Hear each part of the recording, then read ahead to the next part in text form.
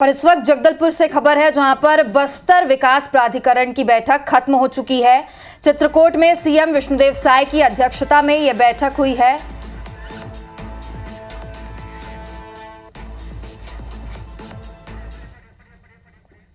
बस्तर के सभी जिले के कलेक्टर और एसपी भी वहां पर मौजूद हैं। बैठक में बस्तर के विकास को लेकर मंथन हुआ है।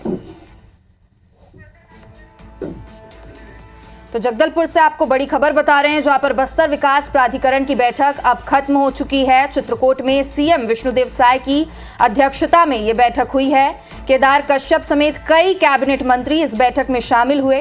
बस्तर के सभी जिले के कलेक्टर और एसपी भी यहां पर मौजूद हैं।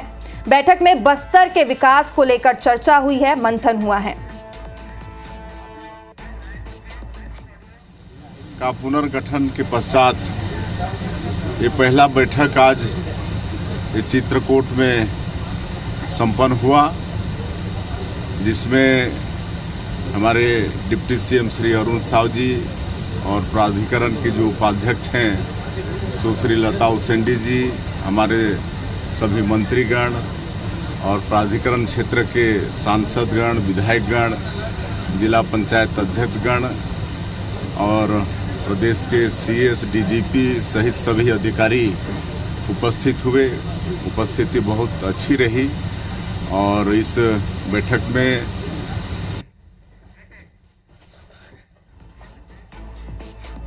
तो चित्रकूट में प्राधिकरण की बैठक खत्म हो गई है। सीएम विष्णुदेव साय की अध्यक्षता में यह बैठक हुई। अधिकारी और एसपी यहां पर मौजूद रहे। बस्तर के विकास को लेकर यहां पर मंथन हुआ है।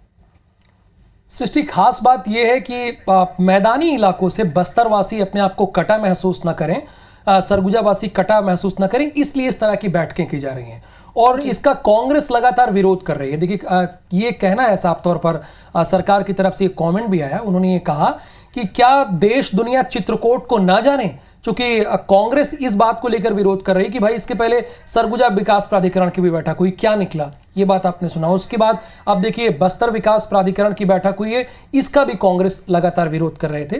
तो इसमें सरकार का साफ यही कहना है कि मैदानी इलाकों से खुद को थोड़ा अलग न महसूस करें, सरकार यहां तक भी है, इसीलिए ये हम बैठक की जा रही है।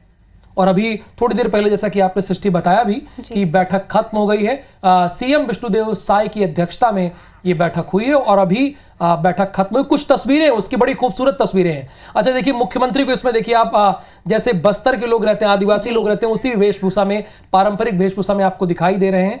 ये तो बाकायदा प्रतिमा का निरीक्षण कर रहे हैं यहाँ पर। ये देखिए मीटिंग हो रही है, बाकायदा चाय की चुस्की भी यहाँ पर ली जा रही है, जो बस्तर वासी खास तरह की चाय पीते हैं। ये बस्तर क्षेत्र आदिवासी विकास प्राधिकरण की तस्वीरें आपको दिख रहे हैं।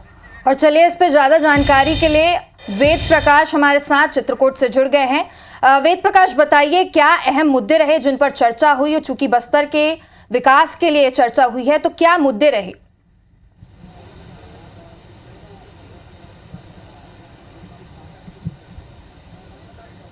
जी देखिए, थोड़ी देर पहले ही जो बस्तर विकास प्राधिकरण की बैठक है वो खत्म हुई है। सीएम विष्णुदेव साय की अध्यक्षता में ये पहली बैठक थी जो कि चित्रकूट में हुई थी। इस बैठक में ये बताया जा रहा है, जैसे कि सीएम खुद बता रहे थे मीडिया को जानकारी देते हुए, कि प्राधिकरण के तहत बजट जो है वो 70 से 75 करोड़ का ही होता है, लेकिन कई जिलों में क्या डीएमएफ और सीएसआर की बड़ी राशि आती है। जैसे दंतेवाड़ा की ही बात करें तो डीएमएफ की बड़ी राशि आती है, तो इस राशि का इस्तेमाल भी आवश्यकता अनुसार बस्तर के विकास के लिए लगाया जाएगा। उन्होंने ये भी कहा कि कई जगहों से जो उनके जनप्रतिनिधि हैं उनके द्वारा ये मांग की गई है कि जो बस्तर के आदिवासी इलाके हैं वहाँ पर हॉस्टल्स में छात्र छात्राओं की जो दर संख्या है वो काफ़ी ज़्यादा है, तो हॉस्टल्स की संख्या बढ़ाए जाने पर भी शासन विचार करेगा और बहुत जल्द ही बस्तर के जो इलाके हैं वहाँ बड़े बड़े आश्रम खोले जाएंगे। तो एक शिक्षा के क्षेत्र में एक बड़ा ये कदम माना जा रहा है। इसके अलावा सीएम ने ये भी कहा कि बहुत सारे जो कलेक्टर, एसपी जो जनप्रतिनिधि थे उनके द्वारा कुछ सुझाव उन्हें दिए गए हैं कि किस तरीके से विकास किया जा सकता है, तो उस पर गहन मंथन किया जाएगा। उसके बाद उसके हिसाब से उसका अनुसार दिशा निर्देश कलेक्टर और एसपी को दिए जाएंगे।